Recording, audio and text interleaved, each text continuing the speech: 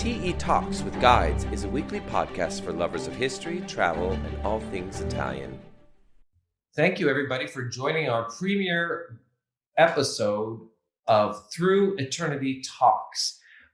With us today is our very special guest, Gracelyn, who has been a guide with us for many years. Hey, Gracelyn, how are you? I'm doing great, Rob. How are you doing today? I'm doing great. I'm doing great because I get a bit of time in the day where I can chat with you. As I've done in my introduction little podcast before, when I talk a little bit about why we're doing this, as I've always kind of said, through the years, you and I both have been in Italy for many, many years and shared a lot of stories. But a lot of times guides are passionate about what they do. They're fascinated by stories. They're fascinated by new things they've learned. And often I find myself, even if I'm having a dinner with colleagues or whatnot, I find myself saying, I think people would be really interested in what we are talking about. Because there are so many books written on any subjects, and you always have different points of view. And then I think it's kind of our jobs to pick what makes the most sense to us. How does that help us create a vision, a story for what we are going to impart to people on our trips?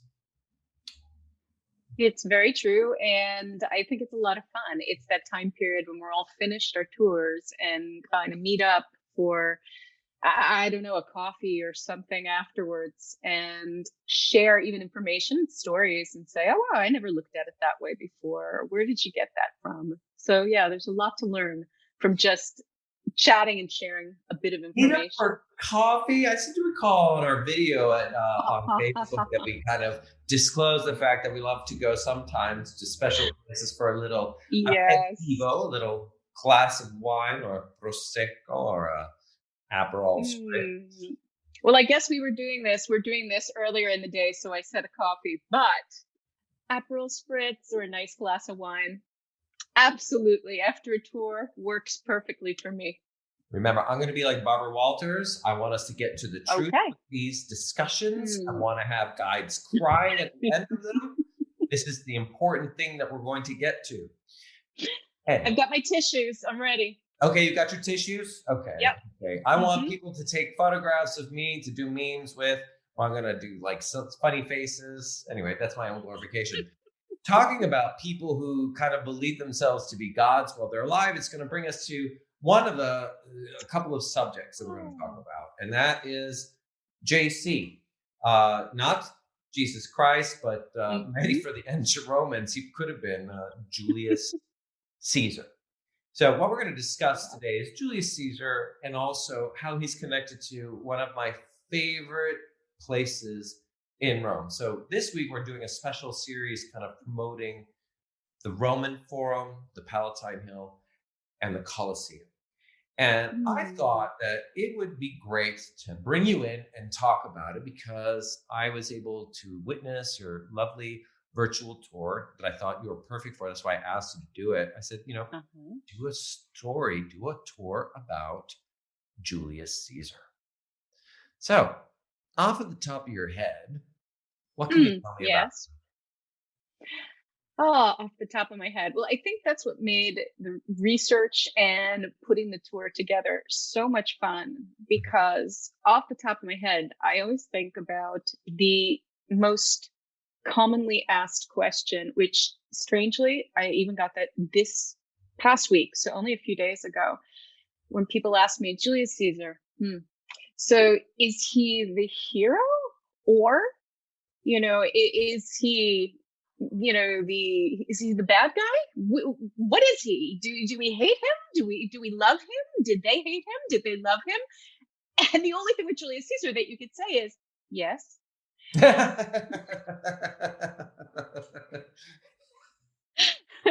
have to go back and say, okay, let's see where this person came from to create the person that is so famous. But then there's also so many different words that are thrown out that we really have a different perspective in today's day and age, like dictator.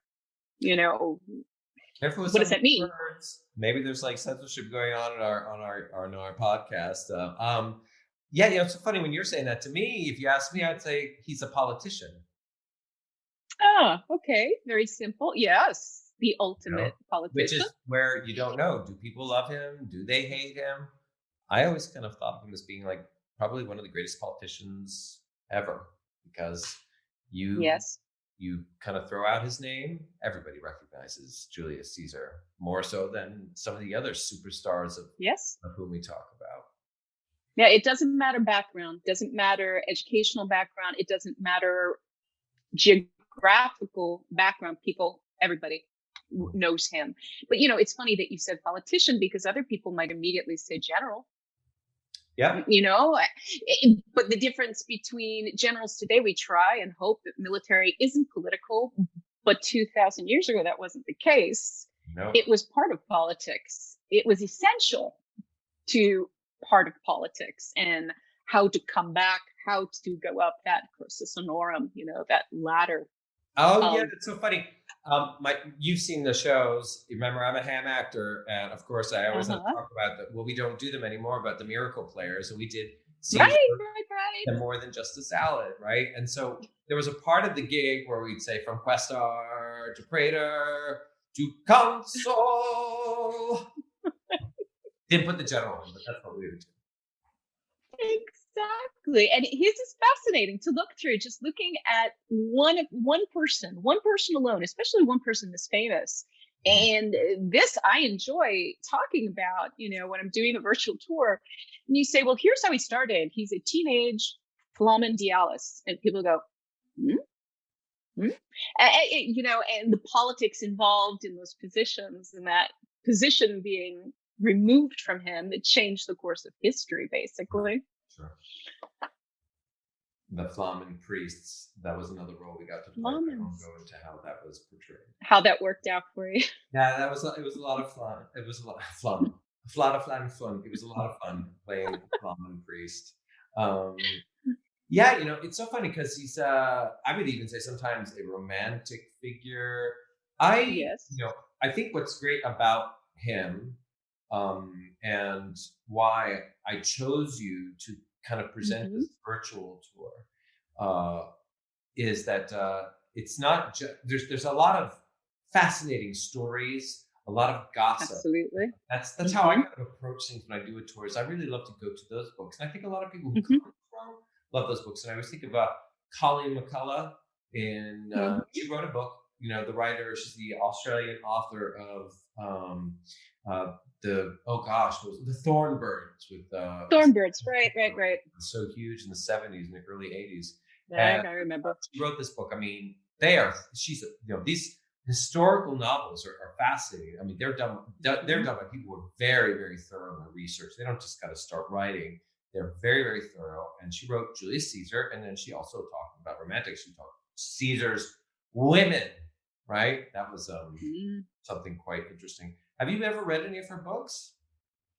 Do you know what? I did read the Thornbirds, but I Oh, did not read the book. Yeah, well, you just dated us because didn't you say something about the 1970s, my friend? So, yes, 80s, 1970. in 80s. Let's push it a little further. But yes, but no, I didn't read her book on Julius Caesar. That was my time period of like I Claudius, to be honest with you. Don't eat the figs, of course. The books and the series, and Yeah. Claudius the God. Yeah, I mean, so there's these wonderful stories. They kind of give you an idea, and I think it really helps along when we are going into what is the business, political, and religious center of the city. Is that you can? I would totally recommend that you go and read these books because she Hmm. really does a great idea of giving it the life. It was such an inspiration for me because I always talk about when I give a tour in the Roman Forum, I have a kind of Julius Caesar spiel because everyone kind of asks about him. Of Um, course. you talk about like his family, that Hmm. he came from a very prestigious family, that he had then ended up that the family had no money. They were great aristocrats. I mean, Right. how do you approach when you talk Well, to people on your tours when you talk about Julius Caesar? Well, that's one of the things that I always find interesting. The fact that, I mean, you cannot change in ancient Rome who your family is. So your family is prestigious, whether you're wealthy or whether you're poor. So his family was one of the most important. They'd bring their line all the way back. And you know, because it's part of his propaganda, being the ultimate, like you said, politician. Mm. But I do like to talk about that. And I do like to talk about his beginnings because, you know, you say, let's just imagine that you're born and here you are living in a house in Beverly Hills, and you're only seeing people around you in Beverly Hills, people who are like you. You know, the difference with Julius Caesar is maybe his mind was a little bit more open, which is why, you know, that popularis side of those parties, you know, was more his style. Because if you have the family name, but if you don't have the money, and remember, he's brought up in the Subura, he's not brought up on the top of the Palatine Hill. That this really, from an early age, kind of sets who he is, let alone you have to go into the family dynamics and his uncle Marius, you know, the great general. So this is a huge deal. What about his most formative years? What happened at that time period that made him that amazing politician? And maybe, you know, when we say, is he the villain? Is he the hero? He was the hero to a lot because he kind of understood more than the upper echelon why people were upset and what people wanted, what people were looking for, what they, you know, notice us, take care of us, and do things for us. It's not about just the upper echelon. That's fascinating. I've always appreciated the fact, I was just thinking while you were talking, I think with a lot of what our guides, you know, since I kind of go and I'm particular about whom I invite to work with us. I make them audition. You are a person who is an actress like me, Right. both have studied theater, but each one of you guys, we all have very, very different approaches. What I always love Yes. about you and some of the other guides too is that you have a vast amount of knowledge, but you make it effortless.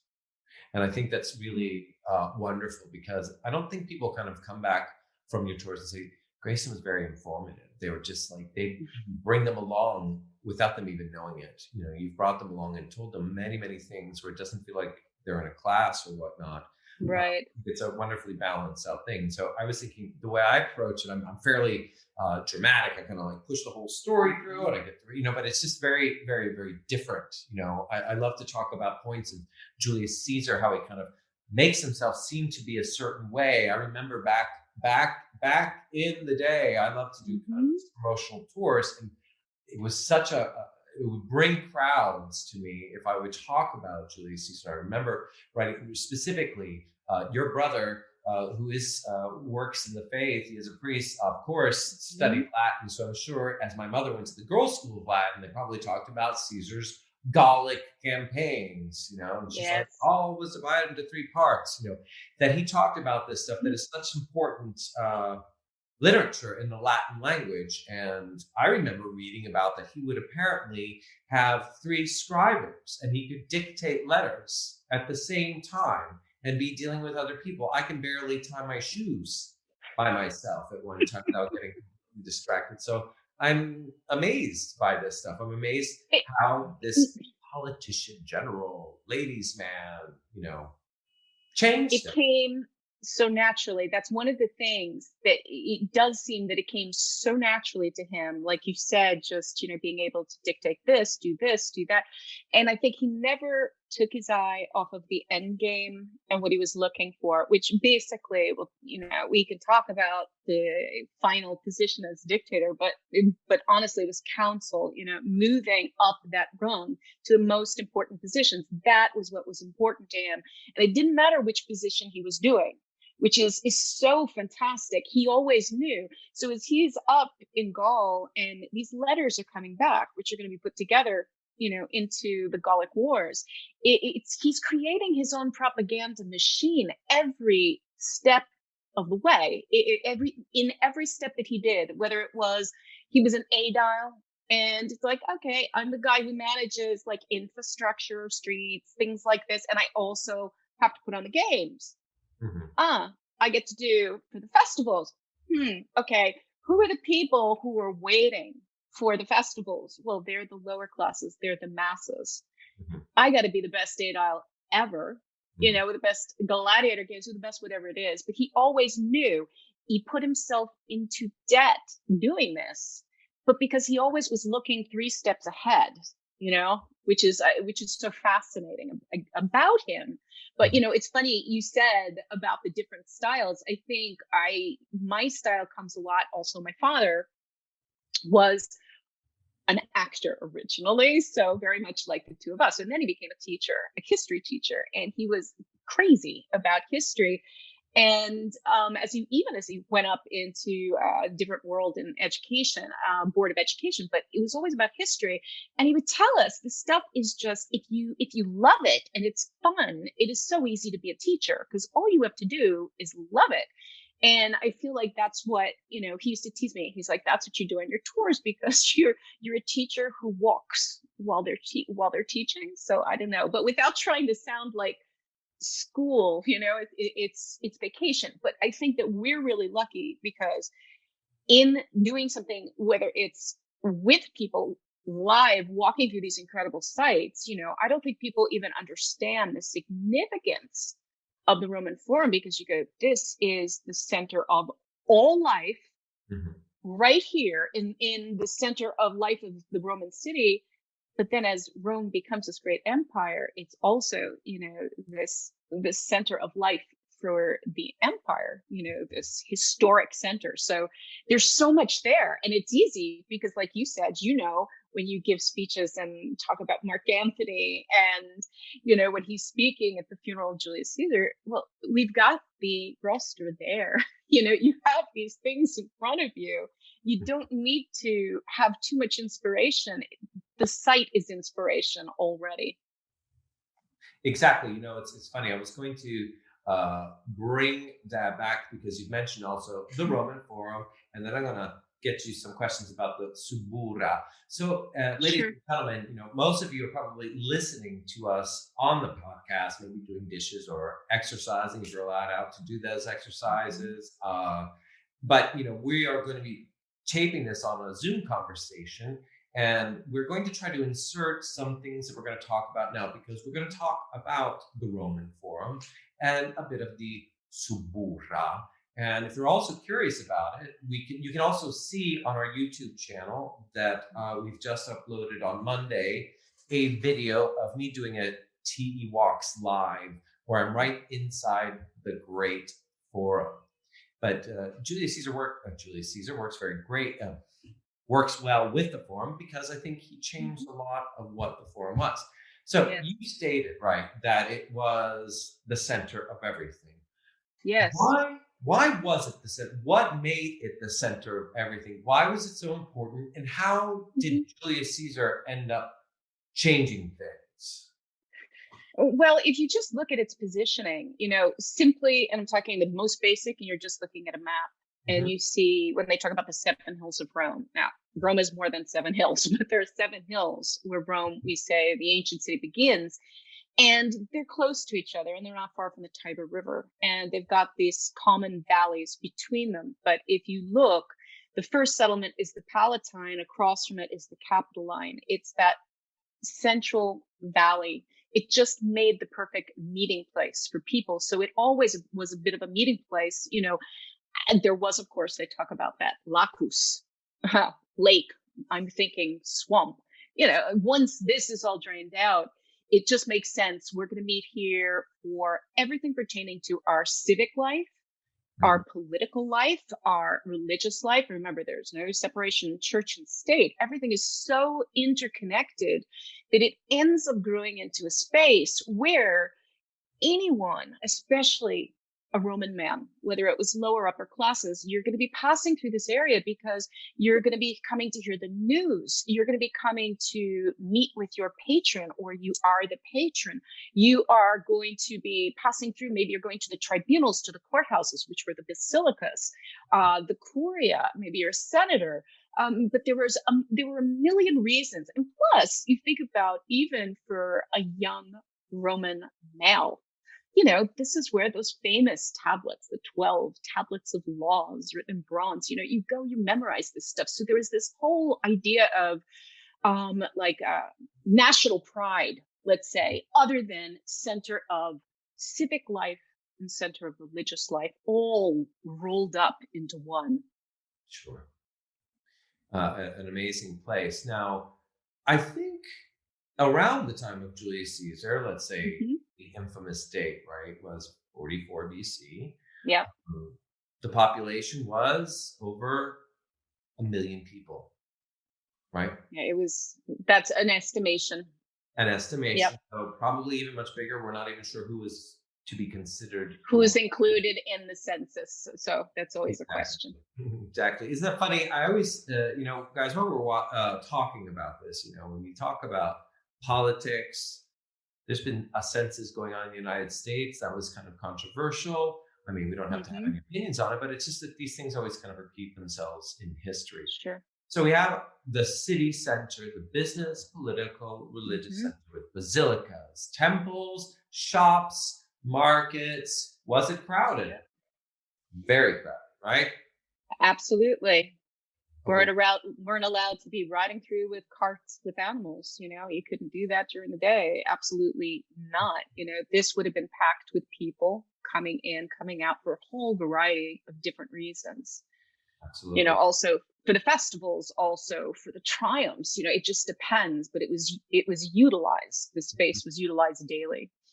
Exactly. And so imagine, like you said, there is Julius Caesar who was coming up in the ranks. He came from a prestigious family. He had all the Mm-hmm. ingredients, except he needed money to be a very powerful consul member. He did become a consul, but then I Yep. think people found him threatening, so they shipped him off to be a general in Gaul.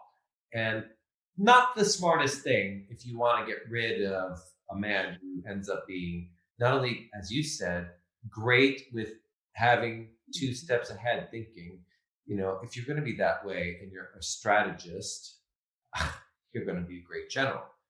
And if you're a great Sure. general, you get the only thing that he was missing: money, right? Money. Right. Well, but in the beginning, the Senate, they weren't stupid. You've got some of those senators, those conservative elitists. This is how the triumvirate begins too. Remember, they're the ones you said, how does he get into power? Well, he's helped. He's helped by the money man. He's got one on one side, Marcus Licinius Crassus, and then he's got Pompey the Great. So you've got, yes. so you've got a little, hey, I'll help you with backing in one way. I'll help you with backing in one way. But then you got to remember us and what we want you to push through, which he is able to do. There's supposedly checks and balances. But, when you have your second council, this is when he was council in 59, so afraid that mobs are chasing him to his house, dumping excrement on his head, basically you're making your own decisions. So, when they do give him that, okay, you're governor of Gaul, so he goes up as a general with a legion. It was only Gaul underneath the Alps. So can't go too far. Gaul underneath the Alps, and you got one legion. But lucky Julius Caesar, the governor who was Gaul above the Alps that had the frontier, that had 3 legions, he died. And his constituents kind of helped push it through. So they said, just to give him the other governorship, he'll have the 2, both sides. But what does it leave him with? 4 legions is what it leaves him with, and a great excuse to go to war, bring back booty, without having anything decreed by the Senate. So yeah, he was a smart cookie, but he was also lucky.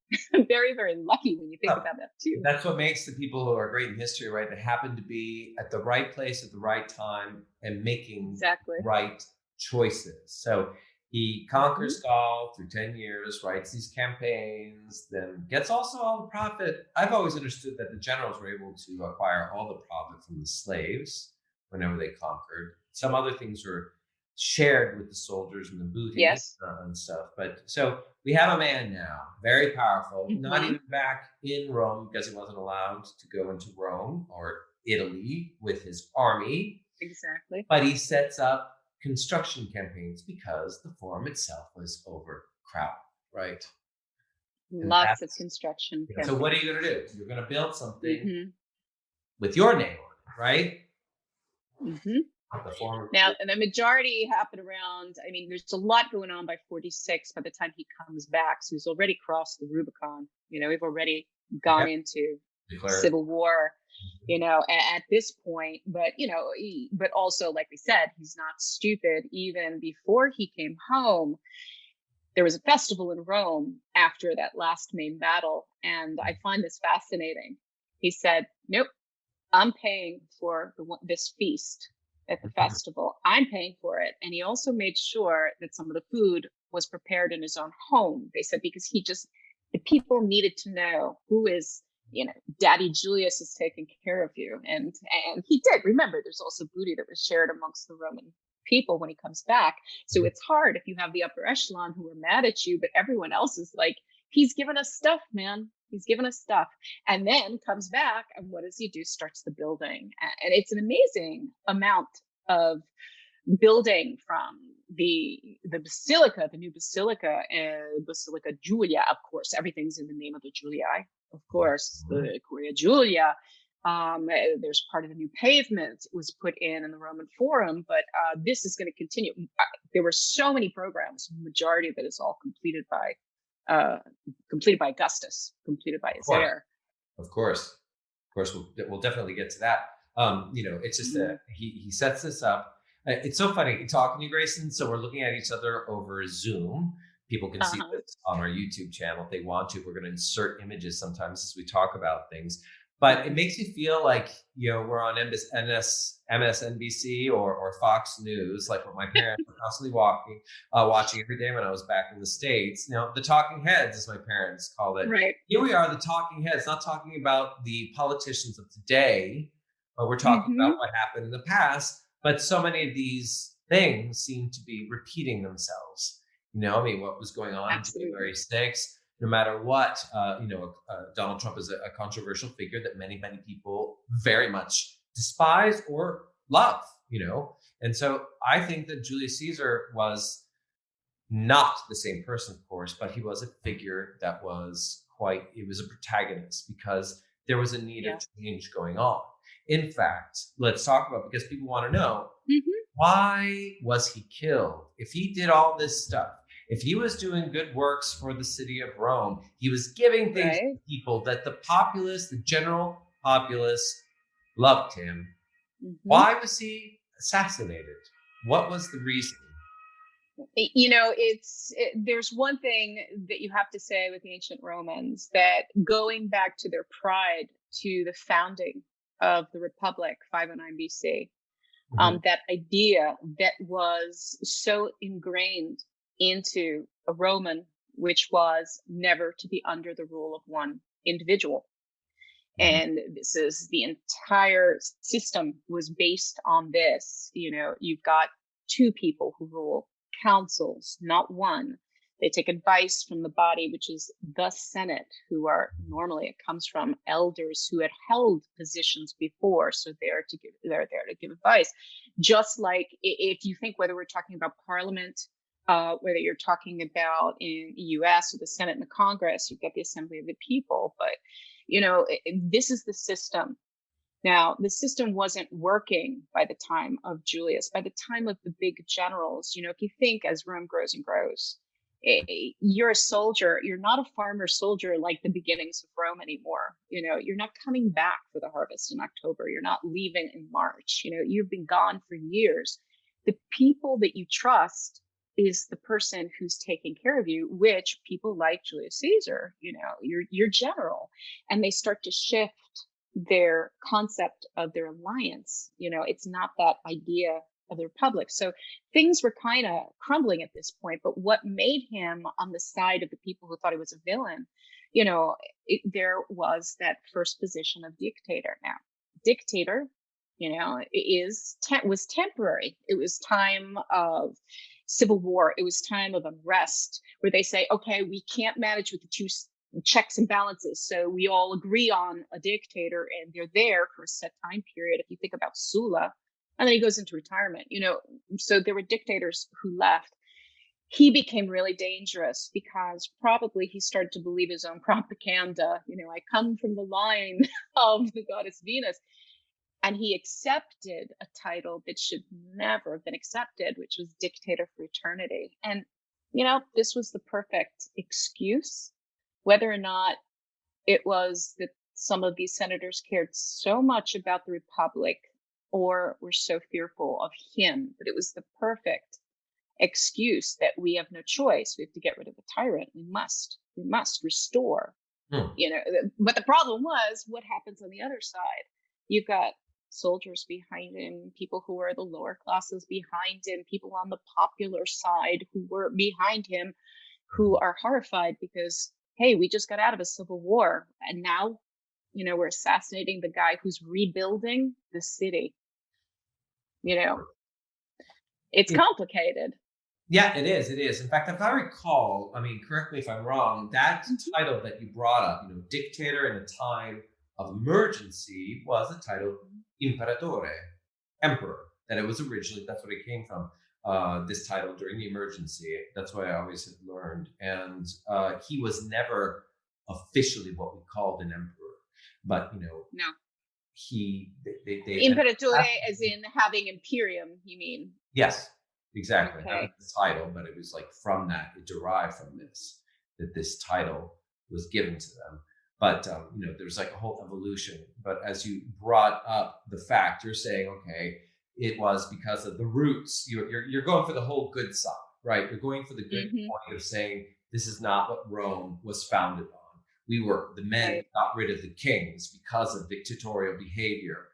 But could it be that William Shakespeare writes a famous tragedy about this, Julius Caesar, that it is about human emotion and that people were jealous of his power, like Cassius and Brutus. It's a wonderful story to kind of interweave going through. And of course, they take up the mantle of this after he is assassinated. You mentioned it. Augustus ends up becoming the leader. Sure. We talk about it in 2 seconds, but it takes about 26 years or so, 20 years before, because he died in 44 BC is when he's assassinated on the Idibus Martis. I always love to do in my play, The Soothsayer. Now, my friend played it, but then when I do the story to people, I always give him an Irish accent, swearing out, beware the Ides of March. He has an eye patch in my eye. It sounds like a leprechaun. Beware the Ides of March. Yeah, well, I think she did a bit of a more authentic Irish, Scottish accent anyway.